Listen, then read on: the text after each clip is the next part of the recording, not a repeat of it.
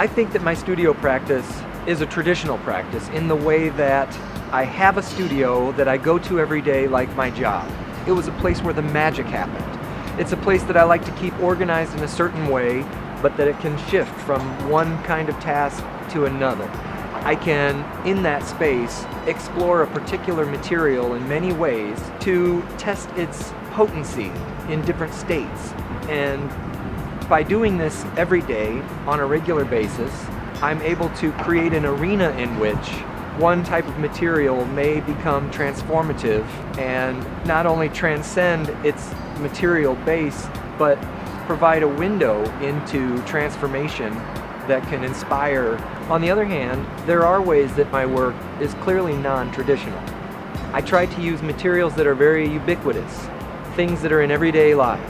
In this way, I can capture the attention of everyday people and maybe show them a new way of looking at their world. As an artist, I'm always evolving and changing, and the work, hopefully, is always growing. And in that way, as I'm exploring new materials, I can find new ways of maybe saying the same thing with my work, but saying it more succinctly, more poetically, and with greater sensitivity, and perhaps more profundity, so that when people see it, they're completely captured or captivated. I'm always looking for a way to communicate the awe factor. Biomimicry for me is a new term, but the work that I make has always looked at nature and the way life is connected in every way to communicate all of those common principles. The exhibit here, Biomimicry, came to me because of a show that I had put together before. The work that I made there were sculptures that I titled cochleopods. Cochleopods because the inner ear is called the cochlea, and I started looking at pitcher plants, Venus flytrap type plants, as well as the shape of the inner ear and even the stomach for a shape, for a form. So I'm constantly looking at the world to find ways to connect to our biology, or at least to capture your understanding of the relationship between those kinds of forms that are out there in the world, that are inside us, and that can be exploited on a grand scale, and will still relate to it on a physical and human level. Now, we've all seen seaweed our whole lives, or plants underwater, and the way they move. We see hair underwater having this fluid, graceful movement. Now, my work has always been about movement, but a new way of looking at it for me was looking at the seaweed moving in water. Knowing that air is fluid, how can I create this kind of movement that can be captivating yet quieting? So I'm watching the seaweed doing its thing, and I said to my wife, I have to know, I have to find out, I have to find a way to communicate this movement. So I went back to the studio and I started experimenting with materials that could be extremely lightweight so that the air could be the fluid that the water is to the seaweed. And the things that I have come up with have been wonderful. You just never know until you experiment, and that's what's so great about the studio and having that place to flush out these ideas. To engage my audience, or to engage audiences in general, it's always important to me that the work somehow force a relationship where in other cases one couldn't be. I try to take those liberties with my audience by making the work engage them physically, to encroach their personal space, to involve the entire space, that when we install it and light it and have it all finished and ready, that the shadows will create the movement on the walls and the ceiling and the floor, and that everyone who comes in the space will be involved in the piece. And their very movement around the room will even create the current of air that will cause this part to move, that will cause the shadows to kaleidoscope and change, so that the installation is ever evolving as people, whether they know it or not, are unwittingly participating in the installation. One of the aha moments for me was speaking on the phone to Matt Groshek. He mentioned to me that he had this interesting potential project, and he was talking about biomimicry. And until then, I hadn't explored the term of biomimicry, but certainly my work had long been looking at biology for its inspiration. I had been just approaching my work and looking at nature, but not analyzing that connection. Since then, I have really been looking closely at how those things are connected and how that relationship can be informative to other disciplines outside of art, architecture, biology, and so on. And in this way, not only is the work borrowing from biology and speaking about the interconnectedness of life, but in itself becomes an interconnected part of a greater community of expression. So it's a very special moment. At the Wiseman, I'll make two specific pieces. I'll start early on by creating a sculpture with latex balloons that will engage the entire space. It will take me about a week to make it, and then it will be in place throughout the entire exhibit, or if it changes so dramatically that there's an urge to remove it, we'll have the option to do that midway through. So looking at the process in two different ways, one using latex balloons, and then the second piece using plywood to cut parts that assemble together almost like a puzzle, and then through notches and gravity all hold together to create a giant kinetic sculpture that will stay in place and, in more common terms, could be considered permanent, that may remain as a piece for the Wiseman's collection. I do believe that we all have a child in us.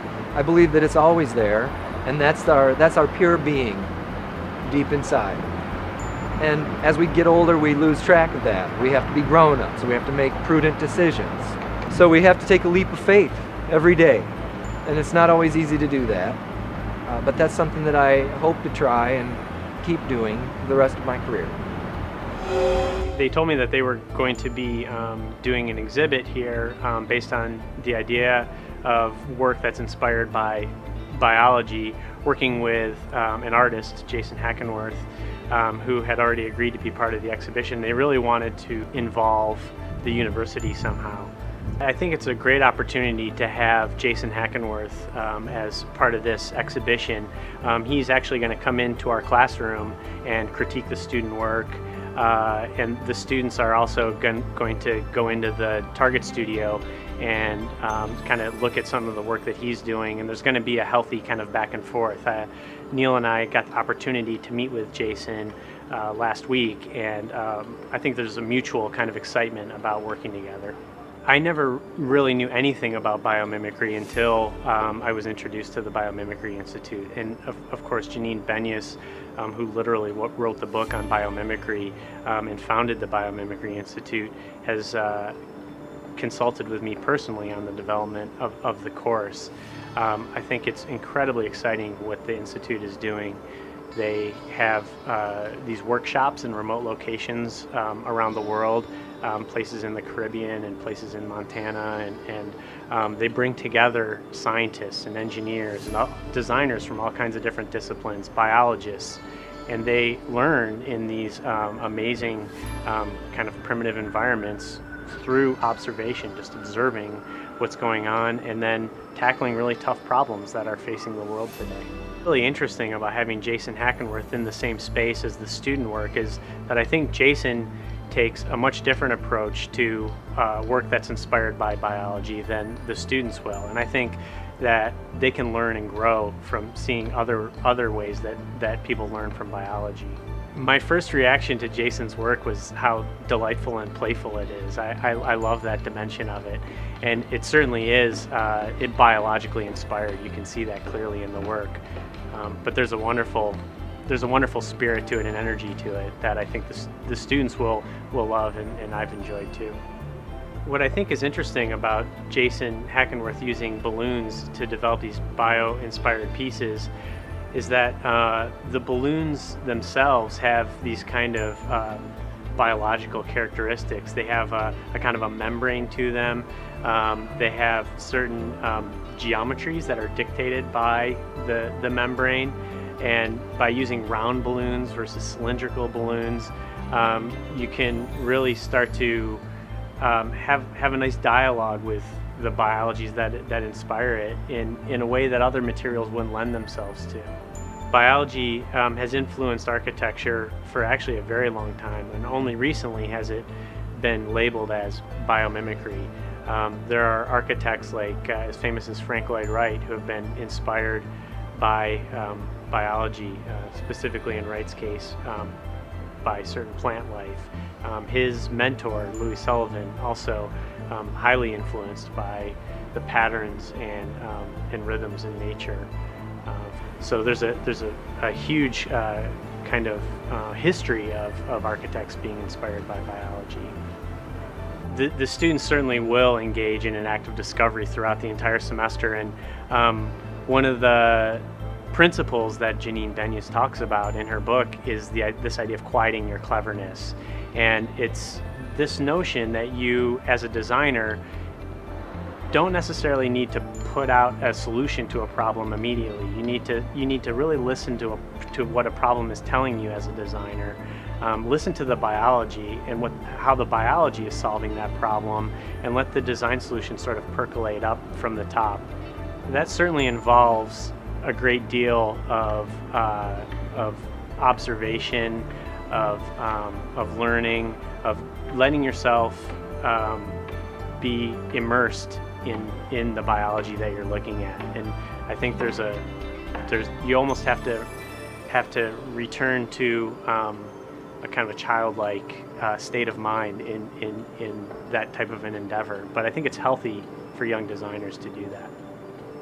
I've never had an opportunity to actually have a biologist in the classroom for the entire semester. I've invited biologists here and there to come in and give some critiques and some feedback, but to have a biologist in the classroom day in, day out, influencing the class, influencing me, influencing the way I teach the course is incredibly exciting for me. And the University of Minnesota is a perfect platform for this to happen. I'm very excited about teaching this course, and I'm excited to be able to interact with students, draw on their energy and their ideas, interact with the other instructors in the course and the visitors to the course, and again, their excitement and the different perspective that they bring, I think will be very exciting. From my perspective, what I expect a student to get out of this course will be a richer understanding of biology, an understanding of how to go to the biological literature and get ideas from that then they can translate, in this case, into architecture. And I could see this growing at the university and impacting other disciplines in the future.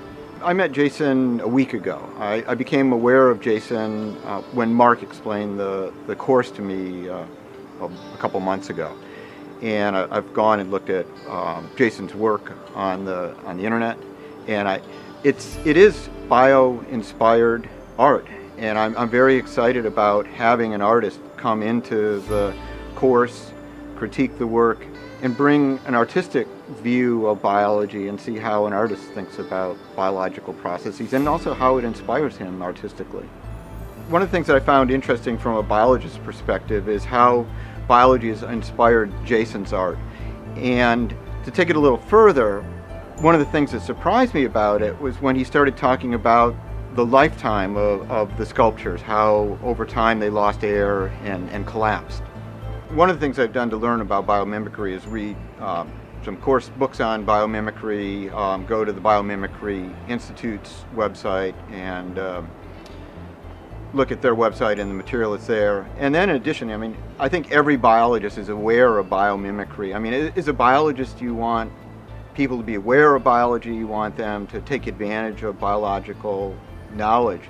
And so, although it's not front and center in my thinking on a day-to-day basis, it always brings a smile to your face when you read something in the newspaper and you realize that a solution to a problem was inspired by biology. Wing design, aerodynamics, things like that. I mean, it makes you excited and makes you happy as a biologist.